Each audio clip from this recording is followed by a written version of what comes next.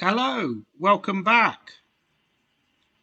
My name's Daniel Gormali. Welcome back to my channel. Today I wanted to talk about the Guernsey Chess Festival. It's taking place in October. I believe it starts something like the 15th of October. So I've got the website here in front of me. And the guy who's running the tournament this year, I think he's doing it for the first time. He's a very enthusiastic guy called John Hill. I've had several phone calls with him already. And generally speaking, I find with organisational, with contacting organisers now, is it's generally like an indifference. It's like, you know, I mean, I know that as a chess player, you are dependent on organisers to play in tournaments, but I just feel like, I'll give you an example. I contacted the Sunway Citages Chess Festival, which takes place in December. I didn't even get a reply. There was a couple of other tournaments where I was told there were no conditions, but this guy John Hill, obviously, some way Synergy is a very very strong tournament, right? But I'm a GM. You'd think they'd at least reply. But the problem is, I'm a kind of a nothing GM these days. I'm like 24, 40. Nobody cares about me. Um, that is the issue. When your rating goes down, that affects your ability to get invited to tournaments. But this tournament in Guernsey, I've not played it for many many years. So I want to talk a little bit about my history with playing in island tournaments. So I played Guernsey years ago. I only played it once, and in the last round, I was in a good spot. Possibly could have come equal first, or I can't actually remember. I was playing Susan Lalich,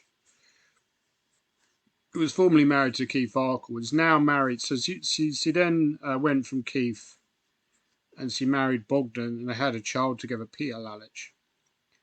And then she married Graham Buckley, and I think they've got a couple of kids as well, at least a couple of kids. And she's well-established player. She does a lot of coaching. A very strong player. I played her in the last round, and I got quite a good bit of prepping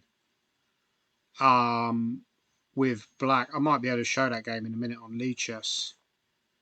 But in the end, she beat me comprehensively. Very impressive game. A very nice game that she played. And I was impressed by the way she fought back, from a bad position at the opening. But obviously, I was kind of devastated, right? Because when you lose last round, and you got a good chance to do something in the tournament. Yeah, But yeah, she beat me fair and square. It was an impressive game. I was impressed. Um, and she was quite, consoling afterwards. She said, "Oh, your tactics are amazing and all this kind of stuff." And I thought, yeah, that's very kind of her. But yeah, I had a good experience in general in Guernsey when I played there before. From memory, I got the boat there. I was with my friend Mark Rushton. I remember him having a bit of a meltdown on the coach when we got back to the ferry terminal in Weymouth, I believe it was, and there was like a rail replacement service or something. I've also played the Isle of Man on a few occasions, and one time I went there with again with a friend of mine, Mark Rushton. It was when the Isle of Man was in Port Erin. I believe it was run by a guy called Dennis. And Port Erin, if you've ever been there, it's a beautiful part of the island. It's like, yeah, I mean, you can walk up to the cliff. I think there's I can't remember the name. There's a kind of like a tower up there as well. I can't remember the name of that tower off the top of my head. I've also played Port Erin a few years ago, so they have the Grand Swiss there in the Isle of Man, and there's been a few panic attacks I've had along the way. So they had a Grand Swiss now, but a few years ago they had a very strong tournament anyway, and I was playing, and I got the Mountain Railway. So when it went along the cliffs, it was fine, and we got off in a town. I believe they had the Loxley wheel or something like that. Very nice. So then you had the option to get the Mountain Railway, and I probably should have thought better because I don't really like heights. That's part of the reason I don't really like flying. So I got the Mountain Railway, and about halfway up there, I kind of had a panic attack because you got this massive drops. You kind of you see it actually when you're up there. It's kind of primitive kind of land. It's like this ancient kind of volcanic land and mountainous place, a beautiful place, but it's kind of a bit scary because you've got these big drops. All you can see are these sheep on these cliffs, and you think, well, so I started freaking out a bit, and I started having one of my classic panic attacks, and I said, look, let me off, let me off, let me off. So I got off, and there was a guy up there actually, and I chatted with him. He was working there, but the others went on to the mountain, which was not that much further on from where I already was, and it was like a hut that you had, which was part of the Isle of Man TT race or something. I can't remember, like a mountain hut anyway. And then we got and then I had to wait for them to come back. And then I got the mountain railway back to. And this was all before the tournament even started. So a very strange experience. And I also had a bit of a panic attack one year when I was travelling again with my friend Mark Rushton. So often we've driven to these tournaments. So we drove to Liverpool. This is where you get the ferry from to the Isle of Man. Because obviously any sane person would probably fly there, right? But I got the ferry. So we got on the ferry, and there was quite a lot of yeah. I think what happened was we were meant to get the evening ferry, but we were too late, so we missed it. And then we had to get a hotel. Got a hotel in Liverpool, and then the next day got on the ferry. And it was a bit choppy, but it wasn't that bad. And I just started freaking out. I started having another panic attack. I was like, get off, I want to get off, I want to get off. So I went and got my passport from his car and got the ferry. Got the train back to London. Absolutely crazy and completely stupid. But that's the problem when you got like anxiety issues. So that was very sad. And what happened then was a bit of a spat because they had to change the pairings. Because they had to change the pairings, Nigel Short had already prepared for his round one opponent. They then told him you're playing somebody else, right? I think the arbiter was a guy called Richard someone. I can't remember his name. He was quite a well-known arbiter on the English chess scene. He's dead now, unfortunately, but yeah, he died a few years ago. Probably from stress over this incident. So it's all down to my fault as usual. And yeah, so what happened was he basically Nigel kind of threw a strop and said, "Look, I'm not accepting this," which he supposes is within his rights to do so.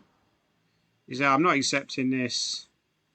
I've already prepared for my specific opponent. I'm not accepting this repairing when I don't have enough time to prepare for that particular opponent." It's a round one game. You're not playing anyone that strong.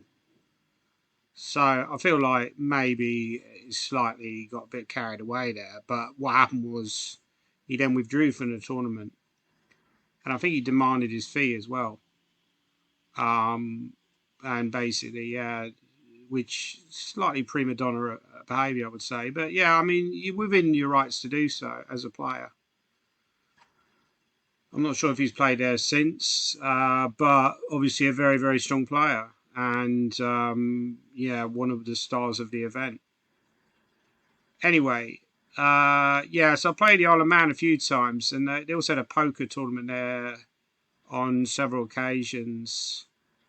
The Guernsey Chess Festival, I'm doing a simul on. I'm supposed to be travelling over on the Thursday, doing a simul on the Friday, and doing a talk in the school as well. But yeah, I do have a few problems with travelling. I'm not a great traveller, if I'm honest. If it's stormy or windy, I hear that there's a storm coming in next Wednesday, which is like 80-mile-per-hour winds from the Atlantic. It's coming into the northwest of England, so that's quite scary. So if there was something like that on a day that I was supposed to be travelling, either by ferry or plane or whatever, I'd probably freak out and say, look, I can't do it, It's just like, it's just going to be too unpleasant. I think there was a famous story where I think it was supposed to be playing like Jersey or Guernsey or one of these events. So when you go to Guernsey or Jersey by ferry, obviously most people probably travel by plane. But if you go by ferry, it's longer. I think it takes longer than to the Isle of Man, but you can get a fast ferry. Probably takes a few hours, like 3 or 4 hours. Doesn't take that long. And I think Jersey is nearer France than England, so it's quite a long way. But on that particular occasion, it was really, really stormy, unpleasant conditions. I can't remember why we withdrew, whether it was because of that or some other reason, or whether I just wasn't playing for that reason. But from what I heard, Mark Rushton rang me up and he said it was my mum told me she got the on the answer phone and it was like the voice of doom. And basically, what happened was it was like really rough conditions. So they cancelled the faster ferry. That's what often happens if they have if they're really bad conditions. So for example, the ferry that goes from Liverpool, I believe it's is it near St James's, or it's on the dock anyway. I think the metro you get, it's like a Liverpool metro stop, underground stop, is St James's, and then you walk across to the it's like the Liver Birds building, all this kind of stuff, and there's the Liverpool docks, and then you get the Sea Cat, which takes about an hour and a half, 2 hours. But if it gets cancelled from the Isle of Man to the Isle of Man, you have to probably go from Heysham, get the ferry from there. And when so when they travelled, I think it was Jersey. They took a much longer boat, and it took like 7 hours or something, and it was like incredibly rough, like really rough. I just wouldn't be able to handle something like that. I don't know what you think at home, or whether you'd feel comfortable with something like that, but I just would be very uncomfortable with those kind of rough conditions. Anyway, so that's my history of some of my panic attacks. But yeah, this Guernsey festival, we can see that it's 15th to 21st of October. I don't know why the date's earlier. It's clearly there in front of me. We can see some of the players who are playing in the event. As GM Keith Farkle. I haven't quite got this. Can I move this over a little bit? Yeah, Keith Farkle. There's myself, Harry Grieve, and a few others. So it's quite a strong event. Yeah, I mean, Harry Grieve is probably the favourite, I would say, on paper, because he's a British champion and former British champion. He's a younger guy than me and Keith. He's probably better prepared, and he's got a very good score against me, like 3-0. So I'm probably up against it in that game. That'd be an interesting game if I play him. From my memory of playing Guernsey, one of the memories I had from that was they had a longer time control. So I remember you had like 2.5 hours to play the game or something like that, and that's not always a bad thing. I think people were shortening up time controls more and more, and that's making it tough. So can I let's I just wonder if I can get a board in this Lee chess.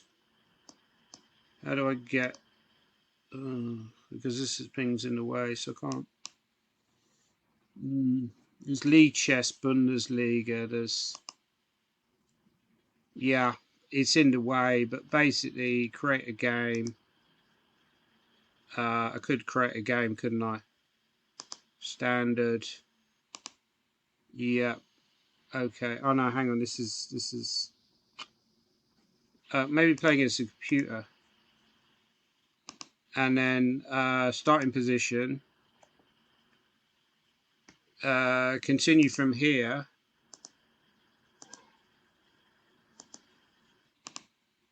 Yeah, continue from here. Here we go. Starting position. I'll play white.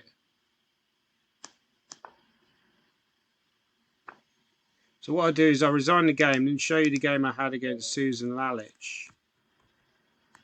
Or the opening at least, if I can remember it. How do I get analysis board? Analysis board down here.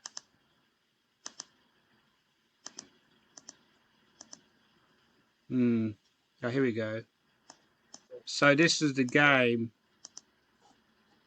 that I had. No, hang on. So he played a closed Sicilian, right? And I was black. And it's quite an interesting trap that I came up with. But it was known to theory. I think it was something like this happened. Bishop e3, rook b8, knight e2. Was it queen d2 or knight e2? Maybe it was queen d2. Knight d4. I don't know why this computer's being so slow. I need to get a new battery. But the problem, I've ordered a new battery for this computer, but the problem is I've no idea how to put it in. The thing at the back, where it's put in, there doesn't seem to be an obvious entry point. There's tiny little things where you can maybe open up if you're an expert, but it's a bit of a nightmare, and I haven't got enough money to buy a new laptop, so I'm in a little bit of trouble. So in this position after b5, yeah, I think you go here and then h5. I think this is the line, and it was something like this, and I was black, and I went h5. And I remember knowing that it was theory, and I'd seen this being recommended. And the idea is you go h4 and you create some kind of attacking chances. But I noticed whenever I play this online, I never got good results either. Like for example, they'd often go like f4 and just allow this, and somehow they'd get like some kind of weird attack with f5, or something annoying would happen. But I think she went here, and I took, and this was the idea of the trap, that you do this. I'm not sure if it was this exact position, but it's something like this. And the idea is if you take on h3, you got a knight f3 check. Can we even see the theory here? Maybe we can see the theory here.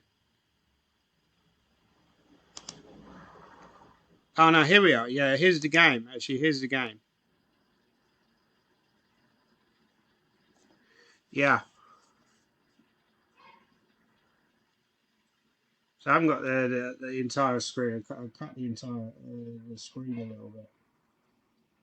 But yeah, so C took here. I just see where I went wrong in this game with the engine. So I took here, and Susan took on h3. So at this point, I was very happy. You know, I was thinking.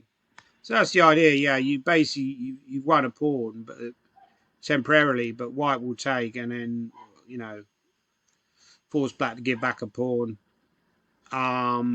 So it ends up being equal material, but black should be slightly better. So I don't think she prepared this. I don't think she knew this variation. I could be wrong. Apparently e6 was a better move. So I've already gone slightly wrong. So e6 and then just put the queen on c7. And then sometimes you can put your knight on e7. Knight on e7 is maybe a better circuit for the knight. Yeah, and I remember, yeah, like a4 was kind of an annoying move as well. a4 was a good move.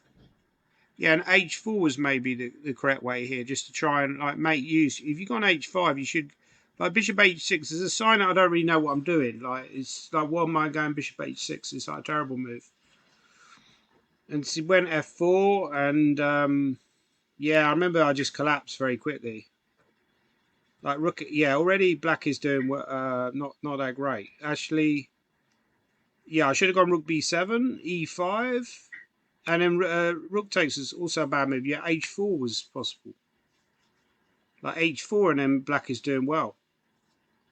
But I went d5. That's actually not too bad either. She went there, and queen d8. Yeah, so I'm playing all the right moves. So why did I lose this game?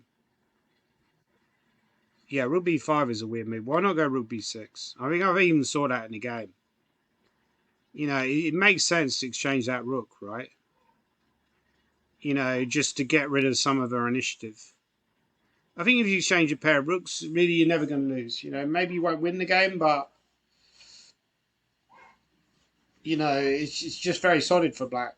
With the two rooks on the board though, it's very messy.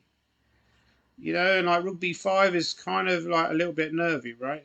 Like why go rook b5? I think probably wanted to go rook c5, or maybe I wanted to keep the tension, so I was afraid she'd make a draw or something stupid, right?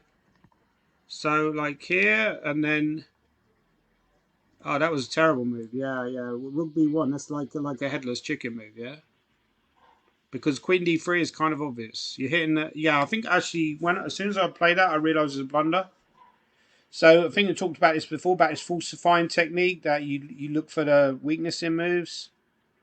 And I think I didn't really think about what was the downside. And as soon as I played that move, I was like, oh, hang on, so you can go queen d3. I think I saw it from memory. Obviously, I don't really remember the game. I just remember the opening. But now it's starting to come back to me that after I went rook b1, uh, I realised you could go queen d3, and then the problem is the knight on f6 is hanging. So actually, I'm already collapsing, and yes, he played very well after this. Like f5, actually knows he didn't play very well. Queen d5 is better, but okay, it's kind of engine stuff, right? I suppose queen d5 is kind of obvious. You're hitting f7, you're threatening rook g6. Yeah, but f5 also was creating a lot of problems for me because f5 is kind of really ugly move to me because you have to go for this bad ending. From practical point of view, I really wanted to win the game. Oh, maybe I even resigned here. What the heck? I mean, that's just crazy, right? So I just resigned. I mean, that's just insane. Why am I resigning? I mean, come on, man. Just play Queen B5 or something, yeah? Oh, sorry, the board is slightly cut off on the black side. If you're watching, I should have it slightly higher, but yeah, I probably even saw Queen B5, but I was just so depressed by the position that I just decided to resign. I just assumed it must be lost. Yeah, maybe I saw this and just thought, I'm just going to lose. Yeah, like Queen here. Um, Yeah, Bishop E3, he's still punting. Yeah, I think I was probably just so depressed by the sequence of events. You got to have that fighting attitude. This actually reminds me of a game that Ivanchuk lost yesterday. I don't know if it was a classical chess that he's playing at the moment or if it's rapid play, but he resigned against Harry Krishna in a position where he's clearly better. So it's slightly different from this because it was kind of like a sharp early middle game. Maybe like opening or something. So he maybe just miscalculated it, but I think a lot of it's do with your attitude. I probably just was happy in a way to just the tension to be over with. I didn't have to suffer anymore. But yeah, just to resign in an equal position is pretty terrible.